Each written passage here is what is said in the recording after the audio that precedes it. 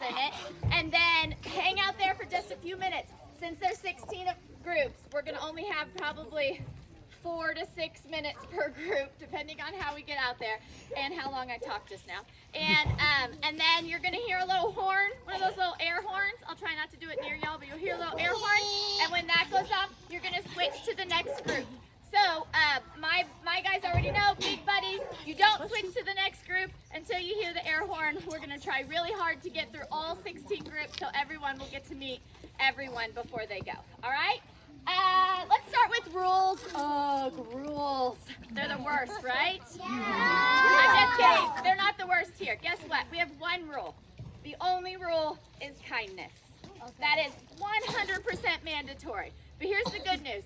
All of us here, animals and humans, we're going to give you all the kindness and grace that you need.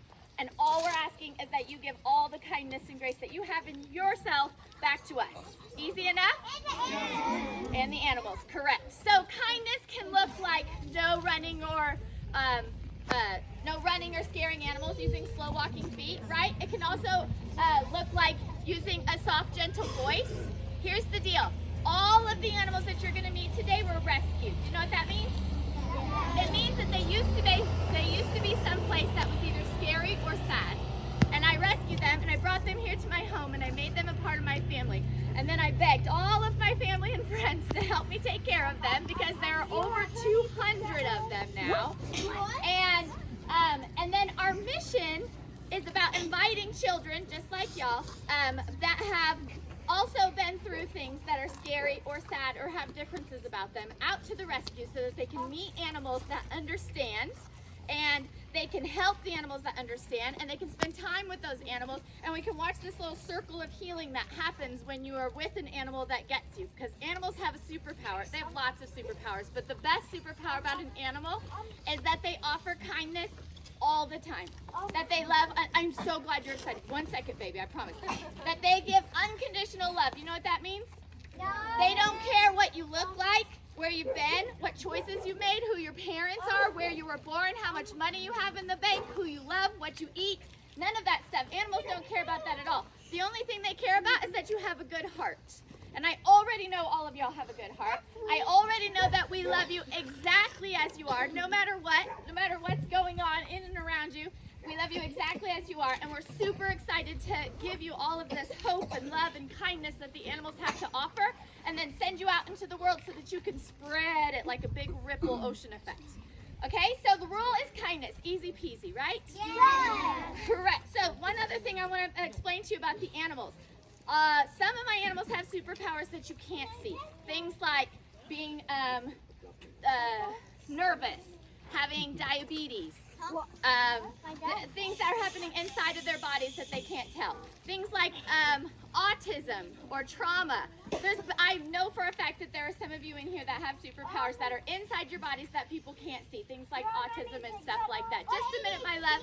But then there are some superpowers that you can see with your eyes.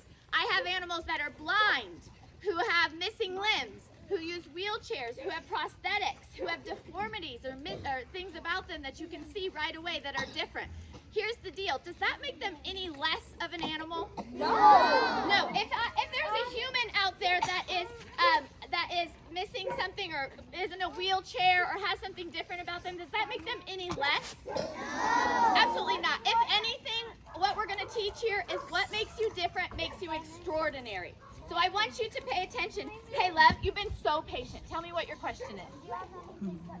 Pigs? Do I have any pigs at home? Dude, I have so many pigs. You're about to meet so many pigs. You're not even gonna believe it. All right, good question. Thank you for being patient. Just a second. Let me finish real quick. Hold on. So, some of them are going to look different. They're going to act a little bit different. When you meet a human that is different, do you think they want you to say, "Ooh, yikes, that's really sad. I'm sorry you're in a wheelchair. I'm sorry you have something different about you. I feel bad for you." Do you think that's what they want to hear? They don't. Either do my animals. Do you know what everybody in the whole entire world, animal or human, wants to hear when they have something different about them? In general, even if you don't have something different, do you know what everyone wants to hear? Hi, my name's Jamie, and I'd love to be your friend. That's what everybody wants to hear, right? Yeah. That's what makes your heart feel happy.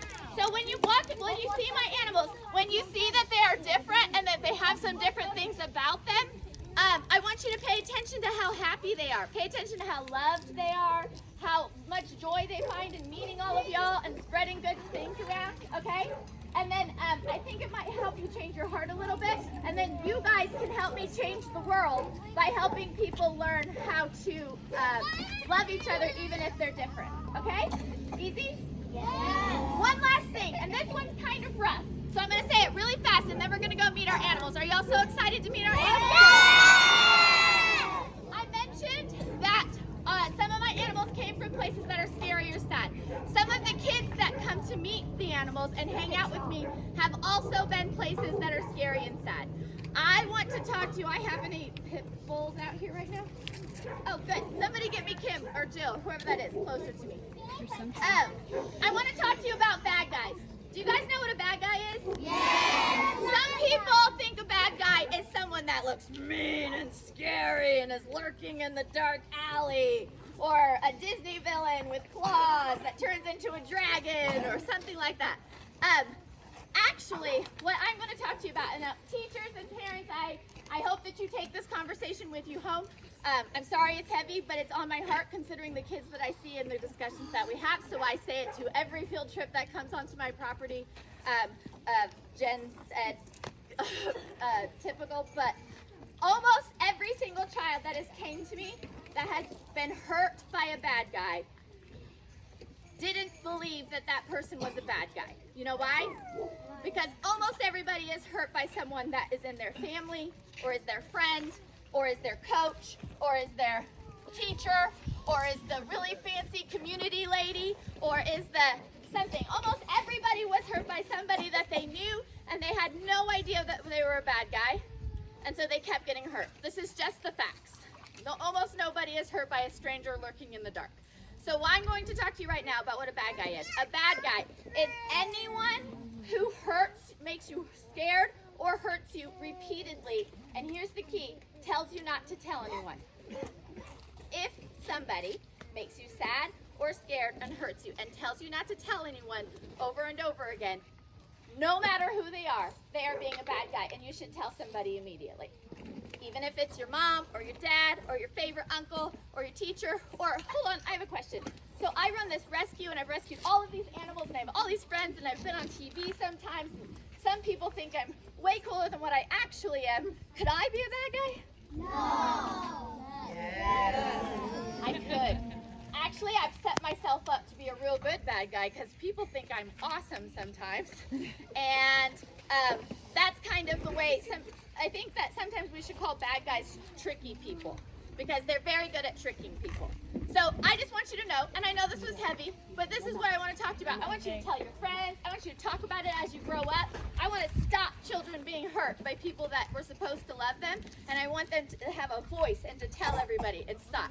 So if right now, in this moment, somebody is hurting you repeatedly over and over again and telling you not to tell anyone, you're welcome to talk to me. You're welcome to talk to any of my friends up here. I think that you probably have teachers that you love or parents that you trust, but I just want to remind you that you matter and your voice is important and no one should be hurting you ever and telling you not to tell anyone. One more thing before we go. I'm a mom. I have 3 teenagers. Actually, they're a little older than teenagers now. That's so depressing. Sometimes I get frustrated. I have been known to yell. I've even kicked a door or two.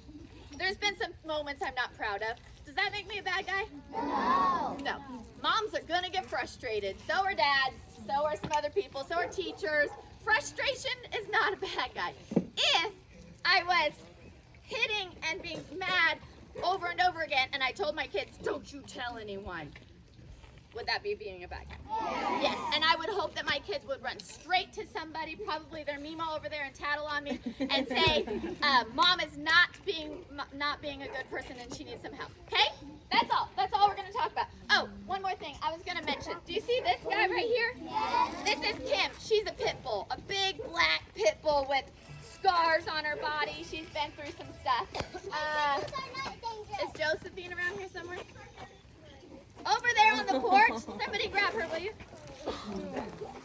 Is Josephine. Josephine is a tiny little dog. She wears a dress every day. She has matching hair bows. She's a teeny tiny thing. Which one of these two dogs do you think is most likely to bite you? The little dogs. Every time, man. All right? Josephina's not going to bite you. She's never bit anyone in her entire life. Either are any of our other little dogs. But this is the point I'm trying to make. You can't look with your eyes and know who's going to make good choices or bad choices. Kim, however, you could snuggle on her all day long. You could roll her over. You could squeeze her little body. You could do all kinds of things. She's the best mama dog ever. She loves all children. I'm just making a point here that when you look at things with your eyes, you can't always tell what's going on. So we work really hard to teach people to start paying attention with their heart instead of their eyes. We're legit trying to change the world, y'all. It's overwhelming, but we can do it. Look how many of y'all there are. We can do it, all right? All right, that's enough of my speech. I talked for way too long. So right now, my people are going to grab each group. You're going to stay together, parents, then you can follow along when they go. We're going to go to our first section. Y'all, this first section will have a couple extra minutes just so we can get to where we're going. And then listen for the